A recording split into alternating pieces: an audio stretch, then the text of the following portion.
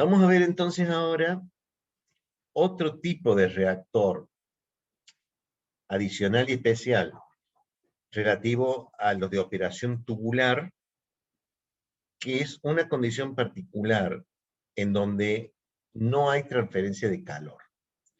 Nosotros vimos cuando vimos transferencia de calor de que el término de transferencia de calor por convección entre el fluido calefaccionante y el reactor podía, bajo determinadas circunstancias, bloquearse. Eso no significaba que fuera isotérmico, sino simplemente que el reactor como sistema no permitía el flujo de calor. Y desde tiempos inmemoriales, a sistemas en donde nosotros no permitimos el flujo de calor, lo denominamos adiabáticos. Los reactores adiabáticos tienen varias particularidades interesantes y voy a aprovechar para plantear de que la mayoría de los un buen número de reactores adiabáticos además son catalíticos, o sea, del tipo PBR, en donde el relleno es un catalizador al mismo tiempo, para completar algunas ideas que dejé planteadas en su momento para el fenómeno de reactor PBR ideal, asegurándose que sea un flujo turbulento que no tenga dispersión axial. Hablamos poco de la difusión radial. Nosotros procurábamos que la difusión radial fuera extremadamente alta para que en el plano perpendicular al eje del reactor, la composición de todo mi sistema sea la misma en todos los puntos del plano. Para que la velocidad de reacción, que dependía de la concentración, fijara solamente en la posición longitudinal a lo largo del eje, en la posición Z, y no en función del radio R. Pero, si hay transferencia de calor, ¿está bien? Indefectiblemente hay un perfil de temperaturas entre el seno del fluido y la pared de intercambio. Entonces, ese perfil de temperaturas también me impacta sobre la difusión radial. ¿Cómo podemos hacer para que no haya, para que haya una alta difusión radial y el perfil de concentraciones no dependa del eje, de la distancia del eje? Y si está dependiendo del perfil de temperaturas, lo mejor es que no haya perfil de temperaturas. Y para que no haya perfil de temperaturas, lo que no tengo que tener es flujo de calor, porque el flujo de calor iba desde la temperatura más alta a la temperatura más baja, con un perfil, que ustedes recuerdan, era una combinación de convección-conducción, o sea, tengo que transferir calor desde el seno del fluido hasta la pared, tengo un perfil de temperaturas, un perfil de temperaturas lineal de conducción dentro de la pared, y un perfil de flujo de calor, Q, desde la pared interna del reactor hasta el seno del reactor. Lo mejor para que no haya perfil de temperaturas es que no haya flujo de calor. Y si no hay flujo de calor, el reactor es adiabático. O sea que, en realidad, la mejor forma de hacer que no haya dispersión, que no haya un fenómeno de mezclado radial que me afecte a la composición en función del radio, lo mejor es que yo bloquee el flujo de calor y haga un reactor adiabático. De ahí la enorme, de ahí que sea una primera opción. O sea, mi primera opción no es con flujo de calor. Mi primera opción es que si yo el reactor lo puedo hacer adiabático, lo hago adiabático. Me ahorro todos los problemas de transferencia de calor. O sea, que me independizo de tecnología de energía térmica, que siga su vida y yo diseño mi reactor como reactor. Porque lo hice adiabático. ¿Sí? Por eso es normalmente mi primera opción. Tiene sus problemas, tiene problemas adicionales, ¿está bien? Pero si pudiera, yo lo hago diabático, si pudiera.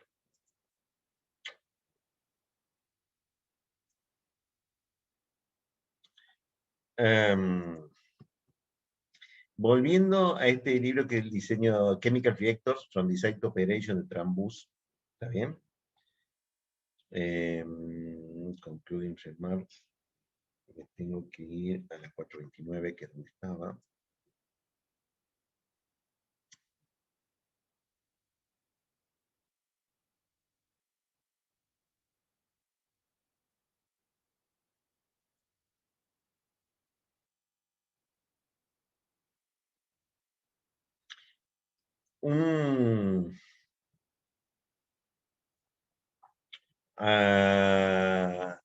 El más simple de todos los reactores de lecho fijo es el reactor Axial Flow Reactor Design, que está mostrado aquí, ¿está bien? Y esto es reactor adiabático, ¿está bien? Los reactivos se mezclan en un mixer, en un distribuidor, de forma tal de que aproveche lo más posible el relleno catalítico, ¿está bien? Luego de ingresados los reactivos bien mezclados, pongo normalmente un lecho inerte que me garantice régimen turbulento, ¿está bien? Sílice, alúmina, algún empaque de plástico o de acero, también depende de qué material aguanta, ¿está bien? Normalmente la alúmina o la sílice son bastante inertes, pero bajo determinadas condiciones también son catalizadores, hay que ver cuál es la reacción, ¿está bien? Pongo el lecho catalítico, ¿está bien? Pongo un soporte de lecho, ¿está bien? Dejo un tubo para sacar el catalizador algún día, porque algún día voy a tener que vaciar el catalizador, o sea, voy a tener que abrir esta brida y esperar a que caiga el polvo, y si las partículas no caen, que en general no es bueno que caigan, lo que uno hace es poner la manguera, poner una manguera, poner una bomba de aspiración, de gases, porque voy a abrir la atmósfera probablemente, y fuerzo un flujo de gas, chupo aire, en forma práctica chupo aire, y empiezo a sacar todo lo que se le va poniendo acá. ¿Sí? Si no lo logra así, vete que poner una tapa acá arriba y hacerlo embridado arriba y sacar la tapa y sacarlo por arriba. ¿Está bien? Pero ustedes se preguntaban por qué no tienen tapa, y algunos reactores no tienen tapa porque tienen alguna otra forma de sacarlo. ¿Está bien? Es buena práctica poner algún difusor abajo, ¿está bien? Para garantizar de acá en adelante que el régimen sea turbulento, para que no haya sorpresas con el régimen laminar. Porque el régimen laminar, tarde o temprano, al tener una velocidad en la pared igual a 0 de fluido, puede promocionarme con reacciones colaterales que no he tenido en cuenta. ¿Está bien? O sea, si yo diseñé como régimen turbulento, yo trato de mantener el régimen turbulento lo más que puedo. ¿Está bien? Porque lo definí. Entonces,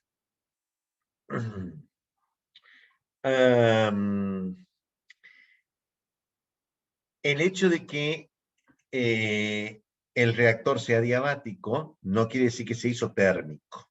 ¿Está bien? Todavía, o sea, no tengo el término de flujo de calor en la ecuación del balance microscópico de energía, no tengo el término de flujo de calor por flujo convectivo, pero sí tengo el término de generación de calor por reacción química. Sea ese término que sea, que ya lo discutimos. O sea, la reacción química me sigue generando. La razón por la cual el adiabático puede pasar de dos cosas. Si la reacción es endotérmica, ¿está bien?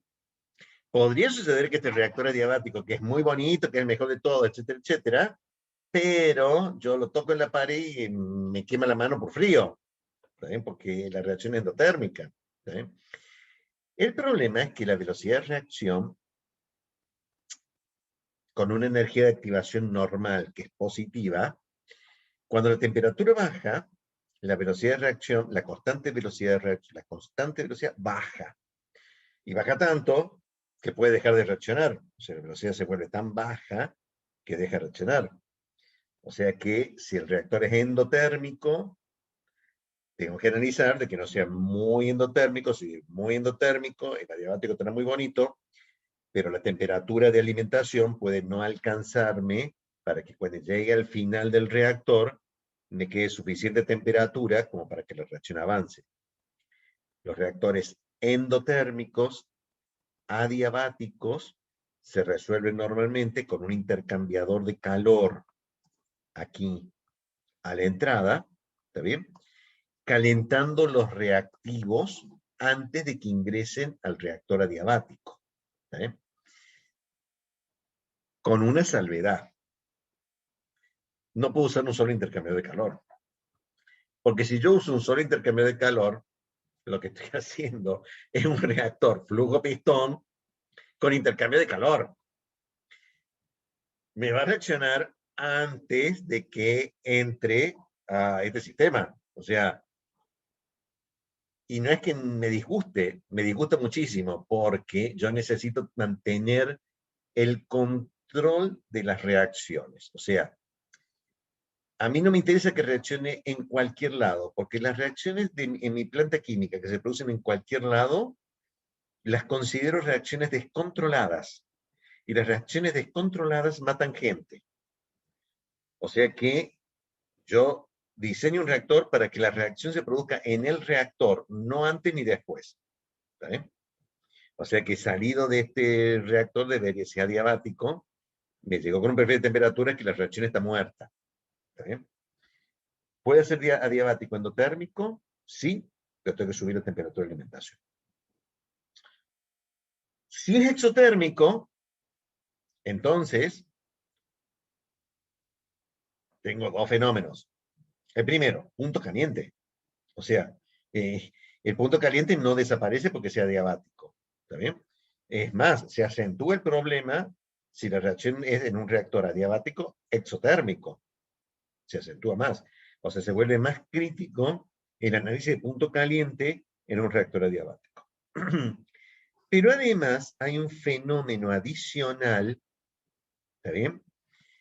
Que es muy particular del reactor adiabático exotérmico.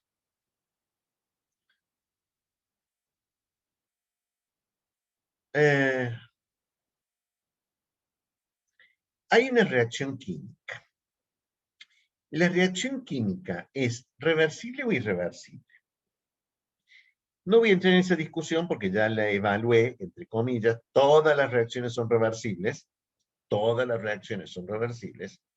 El problema es que si es reversible, todas, algunas más, otras menos. Las que son menos me preocupan menos. Las que son más reversibles, o sea, una constante de equilibrio químico entre 10 a la 6, 10 a la menos 6, el fenómeno no lo puedo ignorar del hecho de que la conversión de equilibrio disminuye con la temperatura para las reacciones exotérmicas. Si ustedes preguntan por qué, no se lo voy a explicar. Y si yo lo pregunto al por qué en un parcial, lo voy a exigir. ¿Por qué? Porque le dio al de físico-química. O sea, que vayan a preguntarle al profesor de física-química el por qué. ¿Está bien? Porque es un fenómeno de equilibrio, no es un fenómeno de reacción. Así que es un problema de físico-química. Pero resulta ser que es fácilmente demostrable que las reacciones exotérmicas reversibles, la conversión en general, y digo en general porque si son reacciones múltiples es un poco más complejo de verlo, pero el fenómeno se produce igual, la conversión de equilibrio disminuye con el aumento de temperatura. O sea, hay un fenómeno contrapuesto entre velocidad de reacción que se favorece por el aumento de temperatura con la máxima composición alcanzable, que es la del equilibrio, que se desfavorece en las reacciones exotérmicas por aumento de temperatura. O sea que la conversión termodinámica de equilibrio disminuye al aumentar la temperatura. Entonces, si mi reactor es adiabático y entra a una temperatura T0, que obviamente es baja porque si es adiabático exotérmico, la temperatura del reactor va a aumentar. A medida que aumenta la reacción, va a llegar a un valor máximo que está dado por la conversión de equilibrio y no voy a poder aumentar la conversión, que la estoy midiendo acá como grado de avance de reacción. Y no saben qué grado de avance de reacción y conversión están íntimamente relacionadas. Uno aumenta, el otro aumenta. ¿Sí? ¿Cómo puedo hacer para aumentar la conversión del reactor adiabático cuando tiene un límite termodinámico? Bueno, lo que hacemos es divido el reactor, o sea, llego hasta que alcance una temperatura, corto el reactor, pongo un intercambiador de calor, enfrío el fluido que está pasando, líquido gas, lo enfrío sin el lecho. Al enfriarlo sin el catalizador, diría yo, bajo su temperatura hasta este punto, y entonces la temperatura, y pongo un segundo reactor, ¿está bien? Que arranca de una composición que está dada por el grado de avance de reacción, por la conversión, que es más alta de lo que era originariamente con los reactivos. Ese nuevo reactor, ese segundo reactor adiabático, vuelve a aumentar su temperatura. Si aumenta mucho, lo paro, pongo un intercambiador de calor, enfrío el producto del reactor y lo vuelvo a entrar en un reactor adiabático. O sea que los reactores adiabáticos de reacciones exotérmicas, el arreglo en general es o un reactor adiabático, al cual lo controlo bastante bien, o un arreglo de varios reactores PBR adiabáticos en serie, con enfriamiento intermedio. ¿Sí? Esto me hace acordar a la compresión en etapas. ¿Se acuerdan que cuando yo comprimí en etapas, también llegaba a un límite termodinámico? ¿Sí? Quedaba dado por el trabajo necesario para comprimir desde la presión 1 a la presión 2 por la razón de compresión. Y a veces hacía menos trabajo si yo enfriaba en una etapa intermedia, volvía el fluido a la temperatura inicial y volvía a comprimir. Con reactores adiabáticos, el fenómeno es el mismo, pero la etapa intermedia no es la raíz cuadrada de la temperatura inicial, temperatura final. O sea, no es como la media geométrica que era en compresión de etapa, no es así. ¿Está bien? Acá hay varios ejemplos de cómo ponerlo, ¿está bien? Varios arreglos, o sea, a veces parece que es un solo equipo, ¿está bien? Pero adentro, si lo pudiéramos abrir, nos daríamos cuenta de que en realidad entra el fluido por acá, tiene un divisor, el reactor, bloquea el paso del fluido, lo obligo a pasar por un intercambiador de calor, que puede estar a varios metros de distancia, depende del layout de la planta, lo retorno al mismo tubo y entonces parece ser un solo reactor, pero en realidad son dos reactores adiabáticos con enfriamiento intermedio. ¿Sí? Podría, es otro arreglo que también se puede explorar, arranco con una parte de mi alimentación que ya venía fría, porque no se olviden que los reactores adiabáticos arrancan desde temperaturas bajas, no son como los endotérmicos, que le aumentan la temperatura de alimentación porque después se enfría. El exotérmico arranca de temperatura baja porque se va a calentar solo. No arranquen de muy bajo, porque si arrancan de muy bajo, el reactor no arranca, ¿no?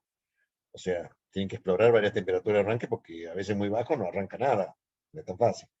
Pero supuesto que lograron arrancar a una temperatura más baja, lo que hacen es, si tengo que entrar 100 kilomoles hora, hago entrar 50 kilomoles hora al primer reactor y hago entrar 50 kilomoles hora de alimentación fresca a temperatura baja en una posición intermedia del reactor que se suma a lo que viene de arriba, mezcla, enfría y tengo un segundo reactor adiabático al cual le mejoré la conversión. O sea, toda la idea siempre es poner varios reactores adiabáticos en serie con enfriamiento intermedio. ¿Cómo logro el enfriamiento? Tengo varias alternativas. ¿Eh?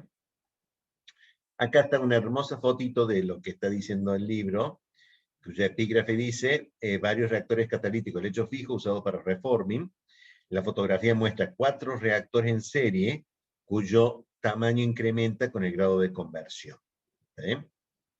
Porque eso es algo que lo puedo hacer con el cálculo, y es que vamos a ver que vamos a poner alguna restricción adicional para ver cómo calcular esto de la presión intermedia. La presión intermedia, caí en mi propia trampa. Esto no es compresión etapa, eso es otra materia. Cómo poner varios reactores adiabáticos en serie. Hay varios programas de optimización para hacerlo, pero de vuelta todos caen en lo mismo.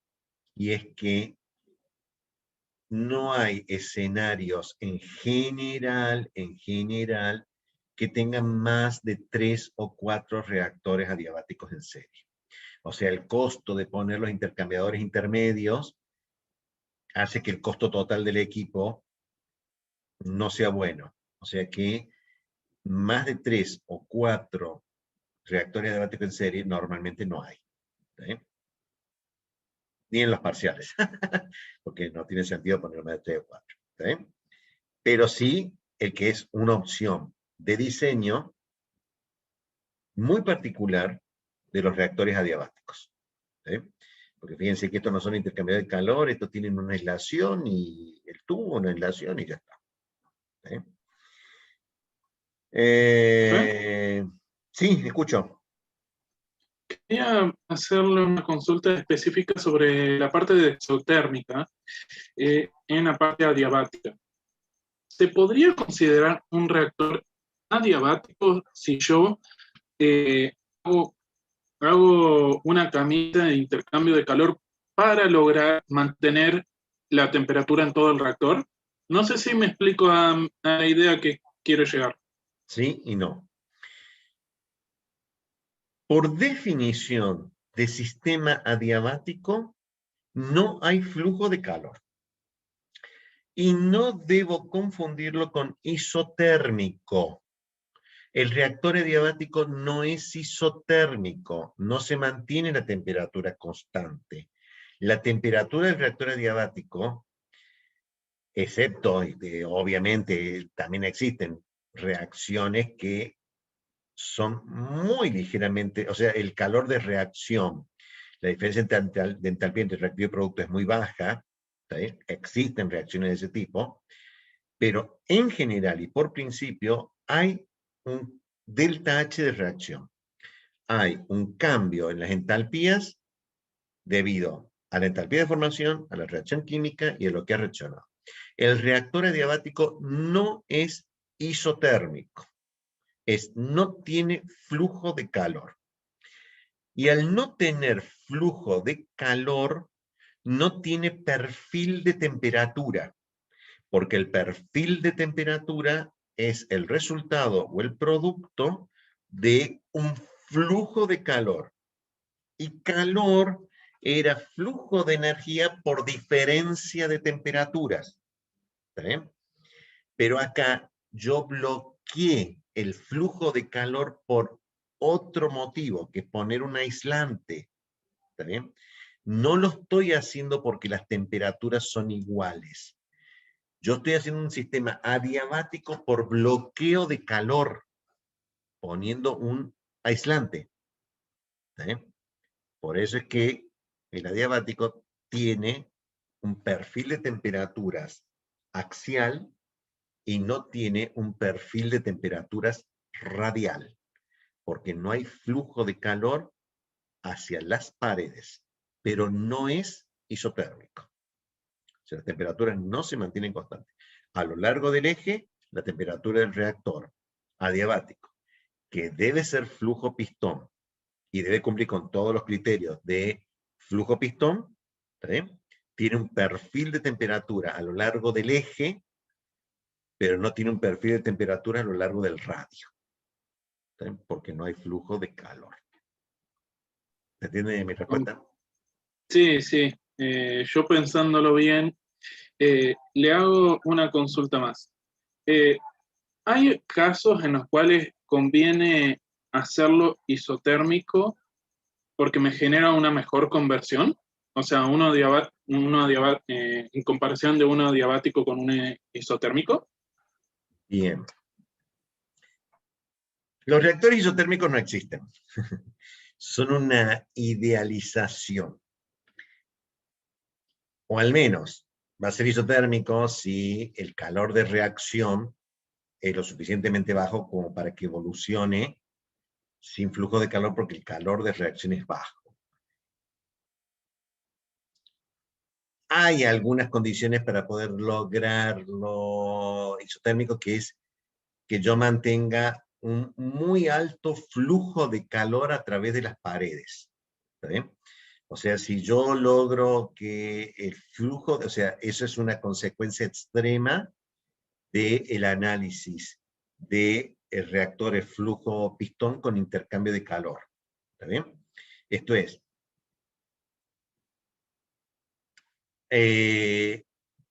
yo puedo lograr que TA, la temperatura del otro lado, logre un flujo de calor tan alto que yo pueda lograr compartir la temperatura, pero los isotérmicos no existen. O sea, el reactor es con intercambio de calor o adiabático. ¿Sí? Y si no tiene cambio de temperatura es porque no hay reacción, pero no porque lo haga isotérmico. El reactor isotérmico no existe. El reactor flujo pistón o PBR de la operación tubular es con intercambio de calor o adiabático. Solamente un ejercicio de IRQ puede decir, suponga en su delirio que logra que la temperatura de todo el reactor se mantenga a 400 Kelvin. Entonces, ¿qué pasaría con este reactor? Es por eso que nosotros abandonamos, desde hace ya varios años, el diseño tal como lo da el Levenspiel, el Fogler, el Fogler, cualquiera de los dos, que arranca teniendo un gran capítulo de reactores isotérmicos. ¿Sí? El isotérmico no existe. Entonces nosotros, dado que no existe, dado que es un mero ejercicio en el sistema de ecuaciones, en donde yo simplemente pongo la temperatura de todo el reactor es tanto, ignoro las ecuaciones de balance microscópico de energía, y me quedo con unas balances de masa, los balances molares, manteniendo una temperatura fija, y hago el reactor. Pero ese reactor no existe. O sea, los reactores son con transferencia de calor o adiabáticos. No tiene sentido hacerlo isotérmico. Ese es un problema. Por eso nosotros vamos directo a los no isotérmicos, o sea, a los con transferencia de calor o adiabáticos. ¿Sí? ¿Que en un ejercicio lo puedo poner? Sí, pero no es mi objetivo. Porque el reactor isotérmico no existe. ¿Sí? Como todas las afirmaciones que yo hago en esta y la otra más, porque ahora están aprendiendo ustedes alguna de mis otras 40 personalidades. He tenido personalidades en donde soy exacto y exijo exactitud. Y tengo un conjunto de personalidades también, porque si a ustedes no les gusta una, les muestro la otra, ¿está bien? En donde toda la afirmación que yo haga puede ser rebatida por un contraejemplo. ¿Está bien?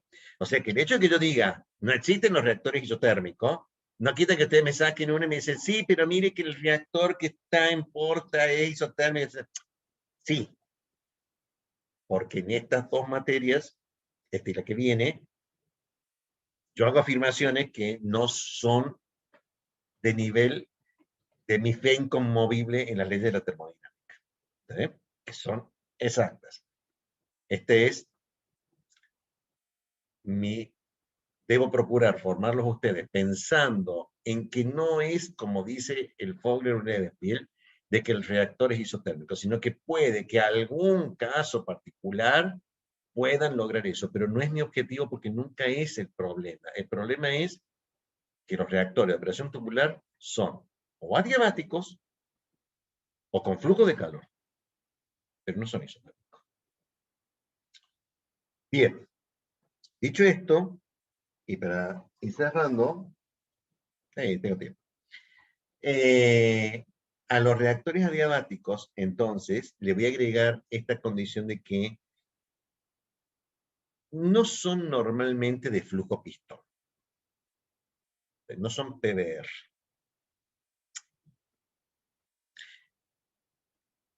No me graben eso, está grabado y no lo voy a poder borrar. No son PFR. ¿Sí? Normalmente los adiabáticos son PBR. O sea, tienen un lecho catalítico. ¿Sí? Los reactores PFR de flujo pistón normalmente no los hacemos adiabáticos. Son con transferencia de calor. ¿Sí? No quita que pueda. Pero el fenómeno de reactor de operación tubular adiabático está en general fuertemente asociado a un lecho reactivo, a un lecho catalítico, a un lecho de catálisis heterogénea. Porque la catálisis heterogénea tiene un montón de ventajas que son logrables fundamentalmente con los reactores de operación tubular PBR. Esto es, aunque tenga catalizadores heterogéneos para otros esquemas reactivos, el esquema de catalizador heterogéneo, con las enormes ventajas que tiene y las enormes desventajas que tiene, está íntimamente asociado a un reactor de flujo empacado, de lecho empacado, un PBR. ¿Sí? Muchas reacciones son demasiado lentas para ser viablemente comerciales, para ser viables comercialmente. No importa mucho que se desee este producto. Doy un ejemplo, que lo debo repetir hasta el hartazgo. Ustedes pongan en un beaker, o sea, para que lo vean, una mezcla de 2 volúmenes de hidrógeno con un volumen de oxígeno y quédense esperando alrededor de 1500 años para que se convierta en agua. La velocidad de reacción entre el hidrógeno y el oxígeno, que está terriblemente favorecida por la termodinámica, porque es una reacción sumamente exotérmica, y el delta G de formación es extremadamente favorable a formar agua, la reacción entre el hidrógeno y el oxígeno es extremadamente lenta. Ahora bien, agreguen 1 miligramo de negro de platino, que es ese platino finamente dividido, y la reacción, que era terriblemente favorable, se acelera tanto que el oxígeno y el hidrógeno explotan. O sea, es una reacción ultra rápida que me genera un aumento de volumen enorme y el recipiente explota. ¿Sí? O sea que hay reacciones muy lentas, pero que con medios adecuados que alteran la velocidad de reacción. Uso esta definición en general, porque hay varios libros y hay varias tendencias. Yo defino catalizador a una sustancia que altera o cambia la velocidad de reacción. Que en el 99% de los casos aumente la velocidad es un escenario. Pero también tengo escenarios de catalizadores que pueden volver más lenta la reacción, porque volviendo al ejemplo de recién, a lo mejor a mí me interesa sintetizar agua, es un agua ultra pura, agua de síntesis, y si pongo un catalizador equivocado, la reacción la hago tan rápida que explota. ¿Está bien? O puesto los dos reactivos, puesto cloro con hidrógeno, reaccioné extremadamente rápido y no la puedo parar y me va a explotar apenas lo pongo en el tubo. Entonces pongo un catalizador para hacer más lenta la reacción y tener control sobre la reacción. Por eso yo defino catalizador, con otra biblioteca, cualquier sustancia que altera la velocidad de reacción. Por más que acá dice en el mismo libro que la acelera hacia su equilibrio mientras se mantiene sin cambiar después de que alcanzó el equilibrio. O sea, no es que no participe de la reacción química, participa como un intermediario necesario, ¿está bien? Pero la cantidad total al comienzo y al final de la reacción no puedo plantearlo como velocidad de reacción porque velocidad de reacción era moles generados o consumidos. Y el catalizador no se genera ni se consume, participa. ¿Sí?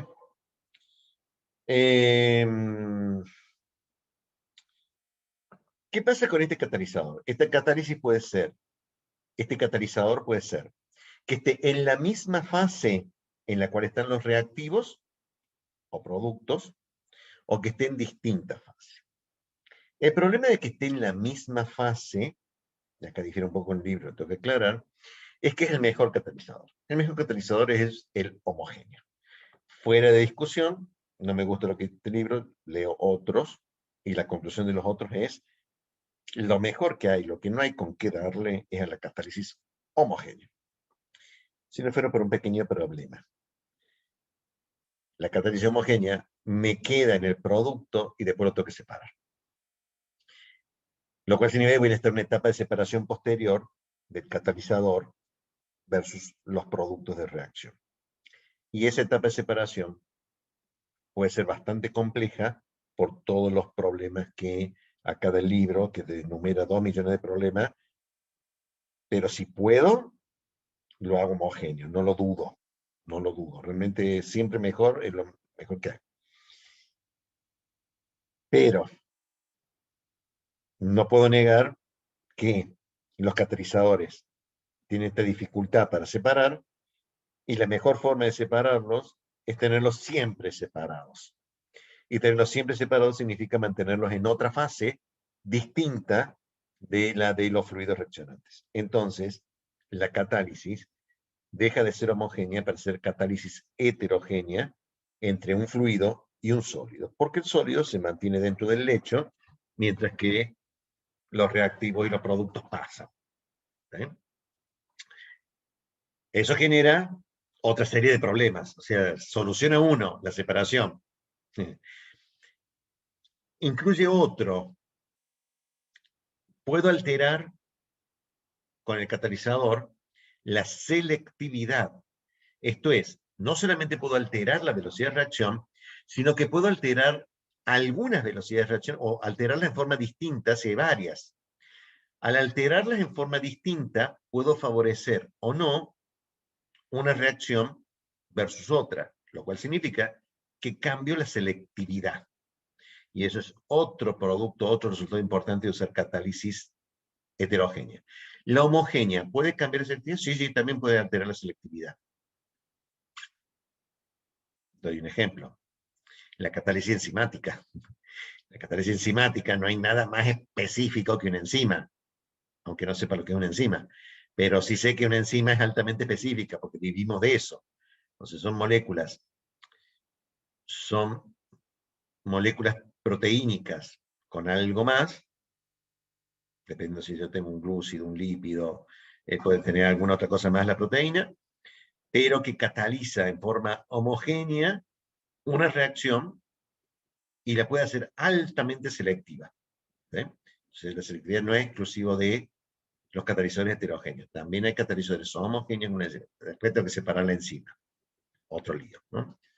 Por eso es que, si puedo heterogéneo, no está mal. Bien. Catalizadores. O sea que todo lo que están diciendo es, ¿qué podrá preguntarme el miércoles que viene? Tendré que hacer un resumen de todo lo que he dicho y leer todo el libro. Bueno, no leer todo el libro. La clasificación del hecho, esto no me importaba. Lo que me importaba después, tampoco me interesa acá, que habla del proceso Haber, el más famoso de todo, vivimos de este. ¿Qué haríamos nosotros sin Haber? O sea, porque síntesis de amoníaco, con esto es lo crítico, primordial de la industria química. La oxidación de etileno, obvio, que oxidación de etileno que no de dióxido de carbono, diré yo.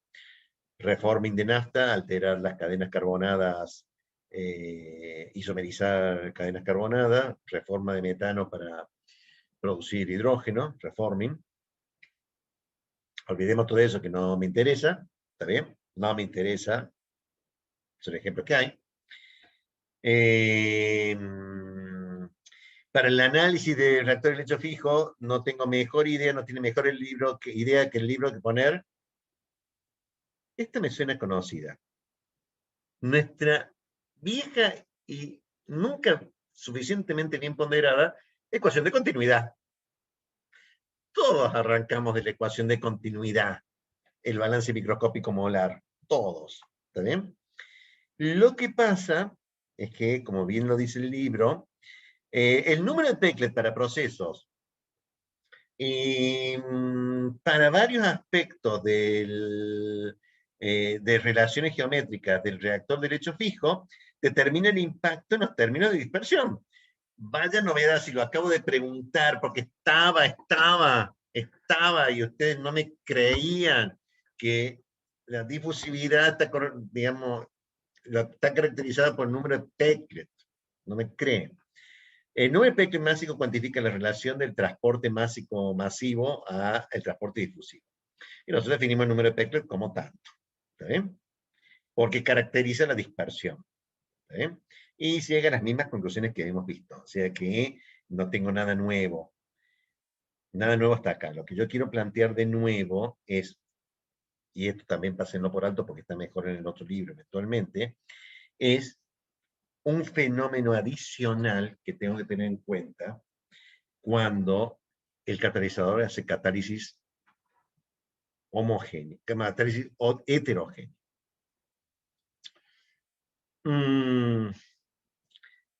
El catalizador es una sustancia porosa.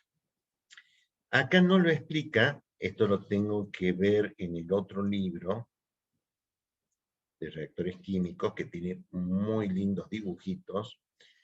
Influencia de la efectividad externa, característica, el catalizador.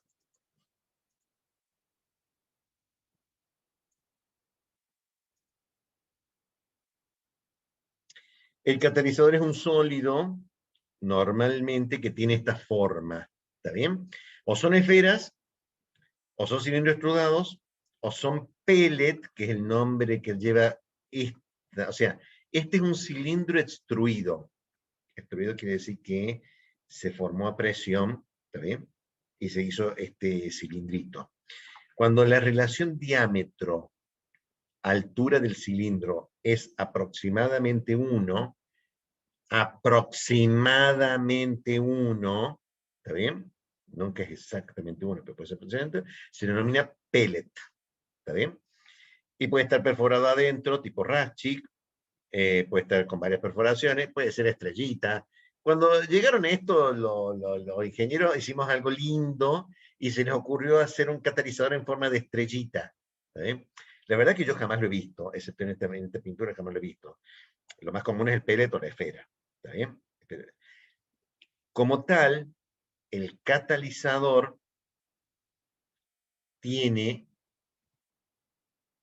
tengo que definir su diámetro de partícula. Y el diámetro de partícula se caracteriza con todo lo que ustedes han visto de operaciones unitarias 1, ¿está bien? Que es todo el análisis que sigue acá, porque ustedes ven en esta foto, que lo que sí quiero mostrar, es que aunque sea esfera, es poroso. O sea, los pellets adentro, esto normalmente el catalizador, a su vez el pellet es poroso. O sea, para hacerlo manejable, ¿está bien? Yo he hecho un sólido con el catalizador poroso. Pero el problema es que la catálisis heterogénea es un problema superficial. Quiere decir que tarde o temprano, y lo vamos a ver un poco más adelante en cinética de reacciones heterogéneas, yo necesito que las especies estén absorbidas en la superficie. Y para absorber, yo necesito superficie. Y si necesito superficie, tiene que estar finamente dividido. Pero si está finamente dividido, no lo puedo manejar, porque es un polvo, una harina. ¿Qué quieren que maneje la harina? Me tapa todo, no tiene flujo. Entonces, ¿qué hago? Una estructura más grande, un aglomerado de las partículas, llamado pellet o esfera. Alguna de estas. Pero el catalizador en realidad es un polvo que está adentro, es un polvo porque la superficie está adentro, porque esta superficie no es nada de superficie. O sea, la superficie externa del pellet no es nada comparada con la que yo necesito. O sea que estos catalizadores heterogéneos, en estas formas, que las puedan manejar, intrínsecamente son porosos. Adentro de este pellet, esto es poroso. ¿Está bien? Después de haberlo caracterizado con los 2 millones de diámetros, que no me interesa esto, ¿está bien? No me interesa esto, si agrego de que además tengo que tener en cuenta de que en este aglomerado que he formado de las partículas, que es lo que va dentro del reactor, porque estas partículas pueden tener, acá tengo las dimensiones, una esfera de 1,2 milímetros, 2 milímetros, 4 u 8 milímetros de esfera, 4 u 8 milímetros,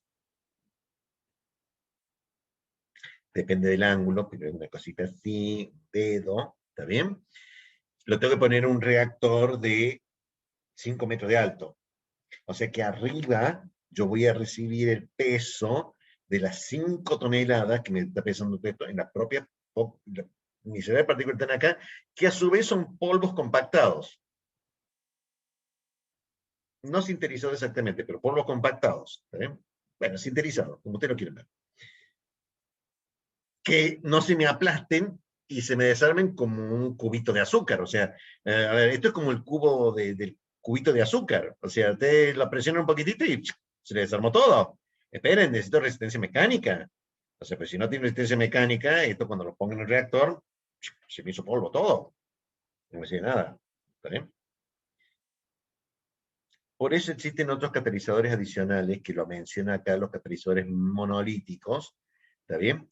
Que son simplemente estructuras ordenadas, no al azar, en donde están los canales hechos, ¿está bien? Y la superficie de la pared es la superficie de estos canales es el reactor de catálisis heterogénea, ¿está bien? Esto también esto es de 0,5, 0,1 milímetros, no más de 1 milímetro, o sea, son canales muy chiquitos y muy largos, y eso también me da bastante superficie, ¿está bien? Y tiene otras ventajas. Superficie poroso, pero el flujo del fluido a través de este lecho, si es a través del lecho de partículas, que son los pellets, el mecanismo es de flujo por canales tortuosos. Pero si el catalizador es monolítico, como es este, el lecho es de tubo, o sea, de sección cuadrada, con un diámetro equivalente, pero es un tubo, no es un modelo de flujo de fluido de canal tortuoso. ¿Está bien? Es un flujo en tubería.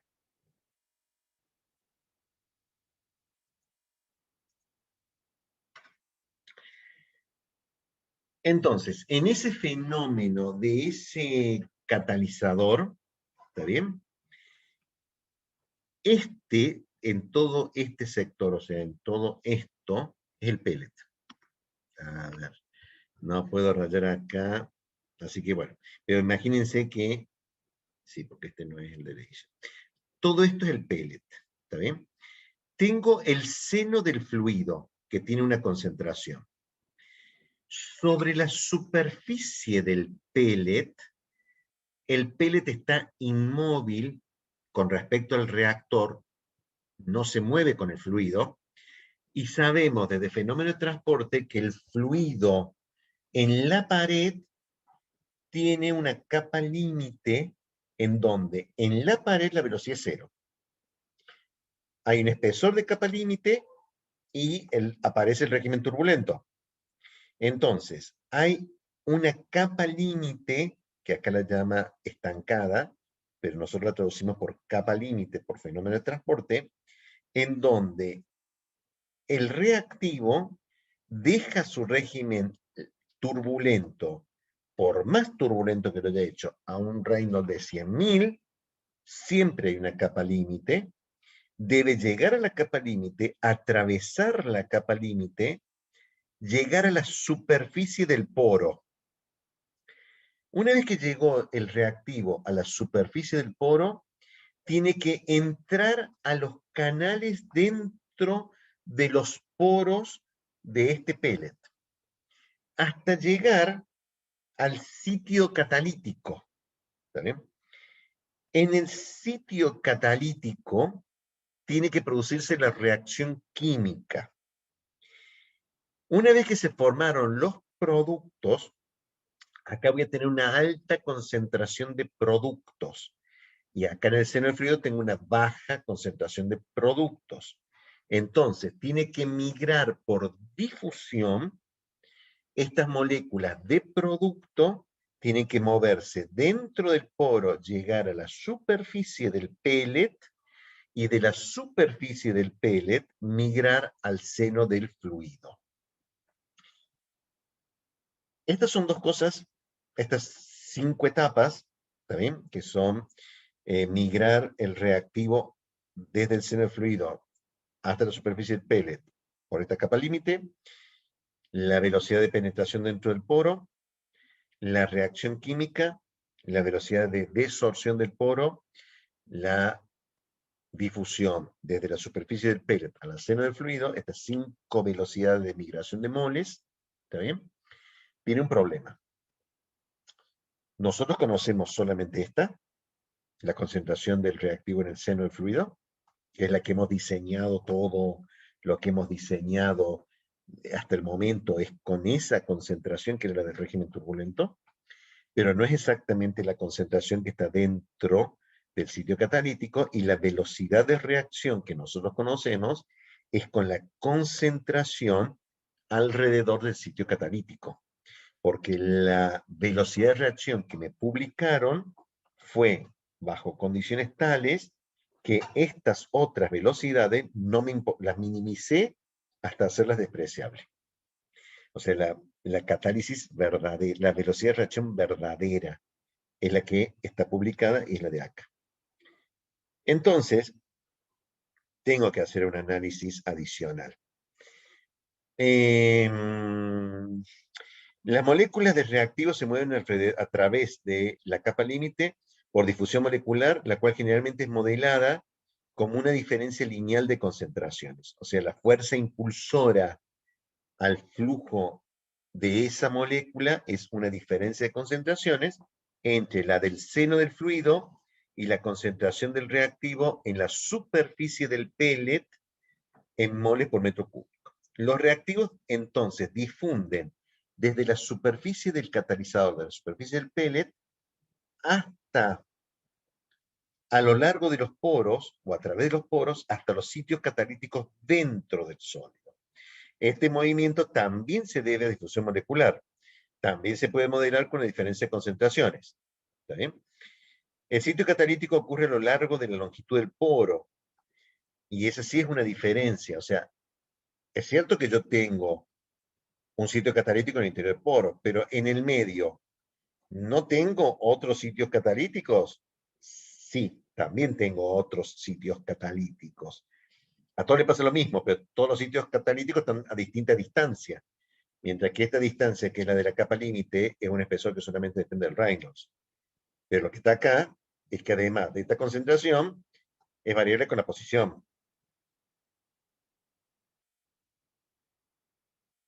Así, la concentración de los reactivos cambia a lo largo de la longitud del poro. La concentración de la reacción en un sitio dado es CAS en moles por metro cúbico. Así, la diferencia de concentraciones entre a ese punto, en el poro, es la concentración en la superficie del pellet menos la concentración en el sitio catalítico. Esa es la fuerza impulsora a la difusión. En ese punto se establece un equilibrio en el sitio catalítico. La concentración de equilibrio es C equilibrio. Podemos escribir la velocidad de cada uno de estos mecanismos como diferencia de concentración. O sea, la velocidad de conversión, la velocidad de reacción es la ley de velocidad. Acá lo plantea como si fuera una cinética de primer orden, ¿está bien? Pero es una ley de velocidad. Depende de una velocidad de reacción y la concentración entre del reactivo dentro del poro, en un sitio catalítico determinado, menos la velocidad, menos la concentración de equilibrio en el sitio. ¿Está bien? A lo largo del poro se mueve con una determinada velocidad, pero que depende de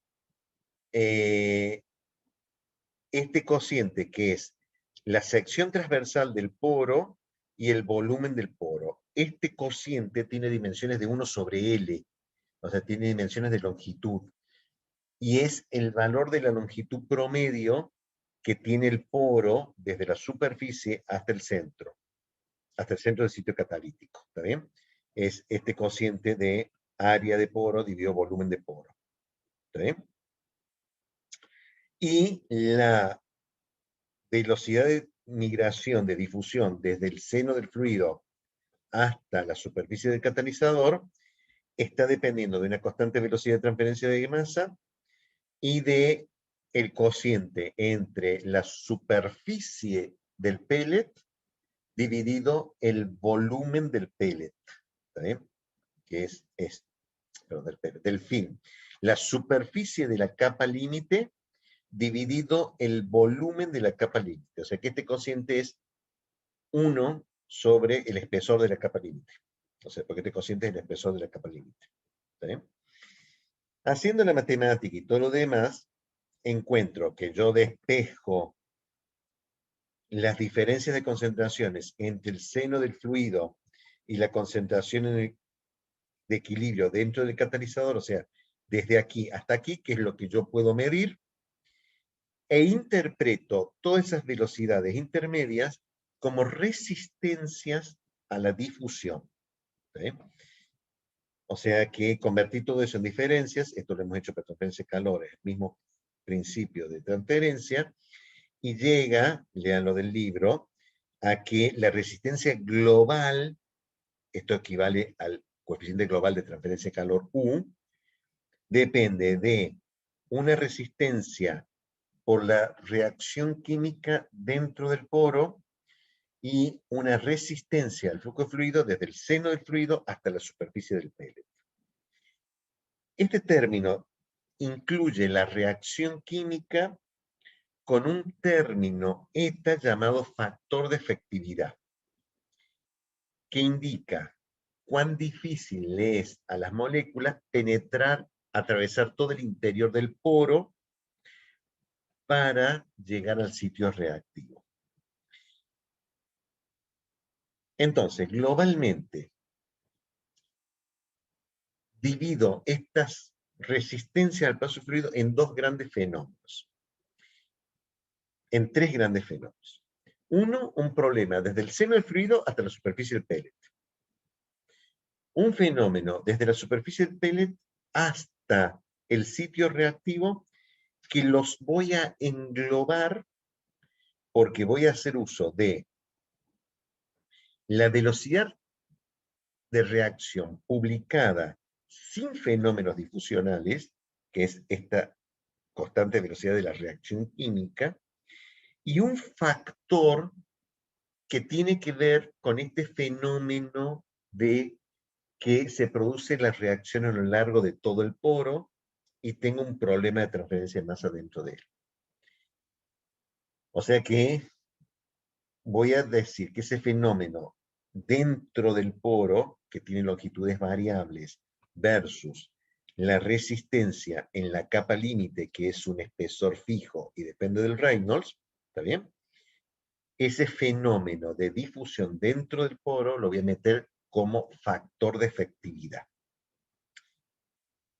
Globalmente depende de varias cosas. Depende del módulo de Thiel, que no lo voy a definir porque yo paro acá el análisis, lo voy a parar acá de la catálisis heterogénea para llegar a las conclusiones, porque todos los análisis de módulo de Thiel, de influencia, están para casos específicos y los casos genéricos son bastante complejos. ¿Está bien? Solamente llego a esta conclusión al respecto. que es la conclusión general. 1 sobre conservada. Sumario. Está en el otro.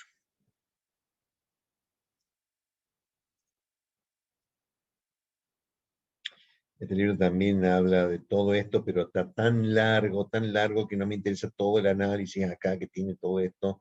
Por eso que no me interesa excepto un solo punto de esto, que es el factor de efectividad en función de un parámetro que se llama módulo de Thiel.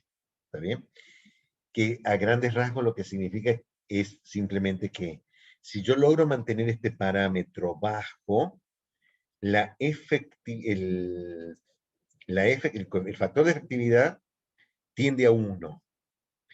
O sea que vuelvo a hacer el mismo análisis, no cambio el análisis con respecto a lo que planteé para reactores PFR, PBR, con respecto al régimen turbulento.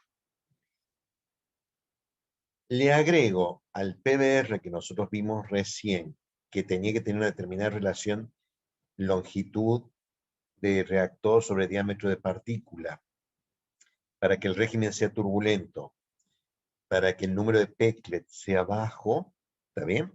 Eso me garantizaba que la capa límite y el fenómeno de difusión desde el seno del fluido hasta la superficie del catalizador se ha minimizado esa capa límite y la velocidad de reacción, por consiguiente, no es la velocidad controlada. ¿Qué quiere decir? De esas 5 velocidades que yo planteé para ir desde el seno del fluido a la superficie del catalizador, de la superficie del catalizador al interior del poro, reacciona, que salga y que salga de la capa, la etapa más lenta es la que yo desde afuera voy a ver como reacción neta. O sea que mi objetivo es que todas esas velocidades por difusión sean lo más rápidas posible para que la velocidad de reacción publicada sea la que me permita hacer el diseño del reactor.